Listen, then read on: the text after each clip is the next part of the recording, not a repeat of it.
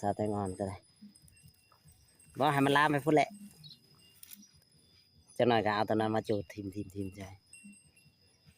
ไปเก็บอันนั้นกวดออกก็ได้เอาไม้กวดเอาไปช่างกวดแถวนี้ก็แตงอ่อน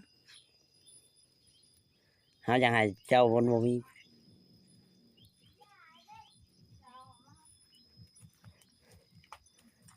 นี่แหละจูดไปน้ำนี่แหละคือไม้เศษต่อเก็บโฮมไว้ก่อน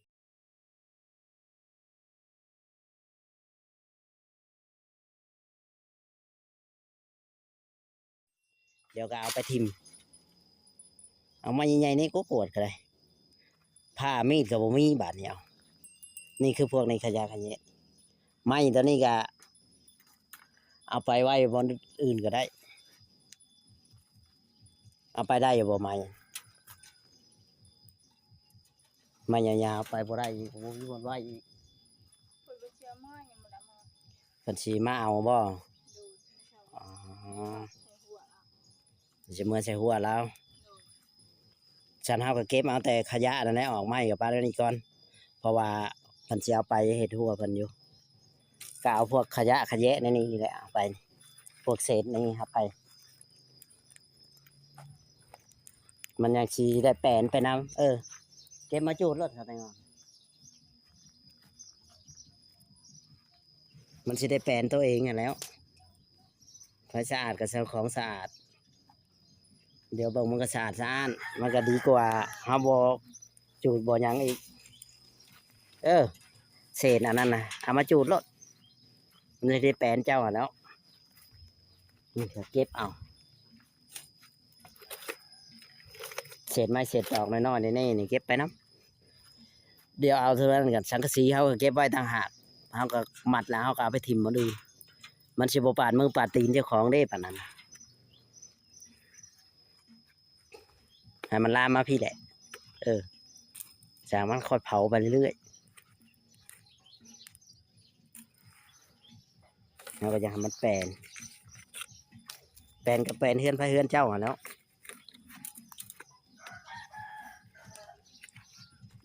นี่แหละพี่น้องเนาะเก็บทิมใช่ไหมนี่แหละคือเศษไม้นี่เก็บไปแล้วตัวใดมันใช้บ่ได้คือกินไม่ต้องเก็บไปทิมมันจะได้แปลน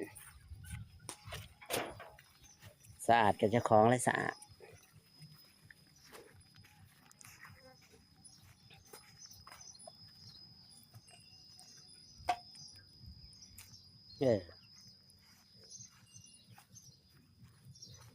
เห็ดไปนี่แล้วค่อยเก็บค่อยกวดไปมันหาบ่มีผ้าที่ผ้ากับบุเขาให้กว่ากระตุ้นพันไปจังก็ยากก็ดีพี่น้องเลยผ้าเฮือนชาเต็งโพดโผปาดไปจังก็บ่ได้เห็ดไปจังก็บ่ได้ให้มันลามไปจังหน่อยมันก็ลามมาเอาเก็บมาลดกระจาดตัวใดอันนี้นะถ้าห้ามบ่ใช่ห้ามก็ใช้ก็มีบ่กระสอบนะทิมใช้กระสอบบ่มีกระสอบอีกคอขี้ดินออกเผามาแล้วเลย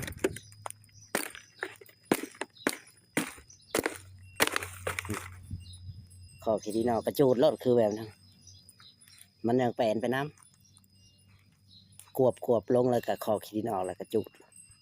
พวกสังกะสีห้ามก็เก็บไว้เป็นแก้วเป็นโกดทิมเสียไพ่แล้วคอยเห็ดไปนี่แหละกวบเอามันมดแล้วตัวมันเป็นประชังยุงประชังขังติบข้าวน่าก็เก็บแน่บ่ได้ใช่บ่ใช่กับทิมสายน้ำมันนี่ได้จากทิมแล้วว่าไปเก็บบนเอาไปเก็บบนอื่นเอาเสียมาจังนี่แหละพี่น้องให้สาวแตงอ่อนเก็บกวดเขี่ยไปแล้วซับออก เฮือนเจ้าของให้มันแปลนนี่แหละมันให้สะอาดสะอ้านแบบอย่างต้นไม้ต้นตอกเอาบ่เห็ดกับบ่ได้เลยไผสิเห็นให้เฮาเก็บเอาแล้วเศษไม้เศษเตาเก็บไปจูดให้มันหมดมันอยากสิแปลนหน้าบ้านหน้าเฮือนเจ้าของนั่นแหละคอยให้มันใหม่เทอละเล็กเทอละน้อย มันหมดเฮาก็เอาไปใช้มันคือว่าพวกเตียงนั่นก็ยกมาข้างๆนี่บ่ได้บ่ให้มันแปลนยกได้อยู่บ่อาจารย์น่ะ ได้ทำเทแหละมันสิมากออก อืม มันเทนะเพียงแต่เท่านั้นอยู่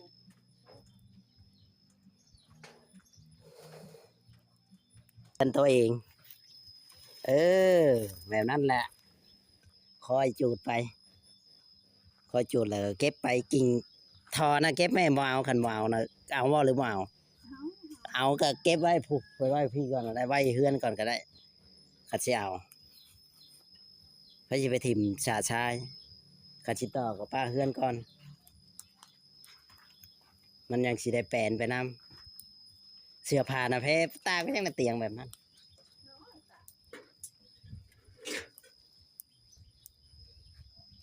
นั่นแหละตัวใดอันนั้นก็เก็บให้มันแปลนเด้อต้นกล้วยนะแถวต้นกล้วยนะแล้วก็ผ้าดำๆมันนะก็ต้องพับคันบ่เอาก็คือจูดไผทิ่มเก็บออกให้มันหมดนี่แหละพี่น้องเอ้ยเนาะมันก็แดดน้ำแน่มื้อนี้ก็ได้พี่น้องเอ้ยก็มาเบิ่งสาวแตงอ่อนเพิ่นค้อนแดดเพิ่นมาอยู่ นี่แหละต้องให้เพิ่นทำความสะอาดเฮือนชานเพิ่นอะไรพี่น้องมันยังสิได้สะอาดสะอ้านเบิ่งมันยังน่าดูดี เวลาแขกคนเข้ามากับไผก็จะเข้าย่ามันเข้ามาเป็นยุงหรือเป็นหยังหั้นแหล้ว มันสิกินไผกินเจ้างูแง่วแขวก็ปลอมแล้วบ่อึดบ่อยากมันบ่ได้ว่าแต่อันนั้นเด้สาวแตงอ่อนเด้ยุงหยังนี่ห้วยทั้งยุงทั้งงูแล้วมันสิกัดเจ้า อยู่แม่น เป็นในไหนรู้สึกในไหนได้เหตุงานเนี่ยเมื่อไงบ่ มันก็เมื่อยจะน้อยแล้ว อ่านั่นแหละเพื่อสิได้เงินเพิ่นแบบนี้มันต้องเมื่อย โดย ก็สิได้เงินหยังคือกันเฮ็ดหยังคือกันคันเฮาบ่เมื่อยนี่มันบ่ได้เด้เนาะ โดย หยังคือกันเฮ็ดเวียกมันก็ต้องเมื่อยแน่การเฮ็ดเวียกเฮ็ดงาน เพราะว่าเฮาเอาเหือเอาแห้งสู้เพื่อสิได้เงินได้คำเพิ่น โดย แม่นละว่า โดย คันเฮ็ดบ่เมื่อยไผบ่อยากเฮ็ดเมื่อยก็ต้องสู้เพื่ออยากได้กินแม่นละว่า โดย ฉันเจ้าก็บ่ได้อยู่ได้กินคันว่าเมื่อยแต่ยอมแพ้แล้วบ่ได้กินเด้ โดย เป็นหยังมันยังบ่ได้ เพราะว่าสังกะสีมันอยู่ๆนี่ๆแบบนี้มันก็ดูบ่งามหั่นนะเฮาก็เลยหาเก็บมาจูดให้มันแปลน โดย อืมมันแปลนก็แปลนเฮือนเจ้าแล้วว่ะ โดย บ่แม่นว่าเฮือนข่อยเด้เฮือนเจ้าเด้จบเฮ็ดหยังก็อยากให้มันแปลนให้มันสะอาดสะอ้านสะอาดแล้วคันมันสะอาดแล้วเจ้าคิดว่าในไหน เป็น มันดูดีหรือว่าดูบ่ดีมันแปลน ดูดี เจ้ายังฮู้จักว่าดูดี เจ้าคันว่ามันหกได้ฉัน 6 วัง หกคือว่าบ่จักโยงบ่จักประชังสกปรกหลายอย่างอ่ะก็ให้มันสะอาดสะอ้านเวลาเฮ็ดหยังคือกันล้างถ้วยล้างบวงคือกัน ล้างเป็นอยู่บ่ถ้วยน่ะโอ้ยอย่าว่าล้างบ่เป็น ต้องเฮ็ดให้มันเป็นเด้เจ้าเฮ็ดหยังก็ให้มันสะอาดสะอ้านแล้วเฮ็ดจะเฮือนเจ้าของ เก็บกวาดเอาให้เป็นที่เป็นทาง คือกินหยังคือกันหาเก็บใส่ถุงยาง มันหกกับหกเฮือนเจ้าของแล้ว มันบ่ได้หกเฮือนผู้ใดเด้ จับเลย เห็ดหยังนั่นน่ะอย่าว่าไม่จะไม่อยู่เนาะเจ้าปิดไว้ประตูน่ะคันบ่เข้ากล้องนี่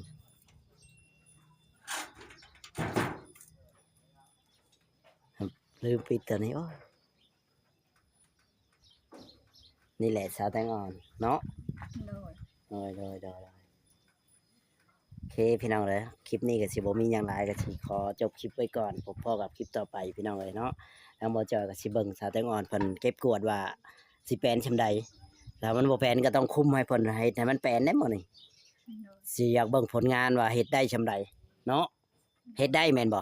ได้ มั่นใจจักเปอร์เซ็นต์มื้อนี่นะ 2% ฮะคือน้อยแท้2%บ่แม่นเฮาโอ้ย เคยไปเฮ็ดงานมานั่งไปเฮ็ดงานเสียหยามีดอก อืมโอเคจ้ะสวัสดีและสบายดี สบายดี เด้อ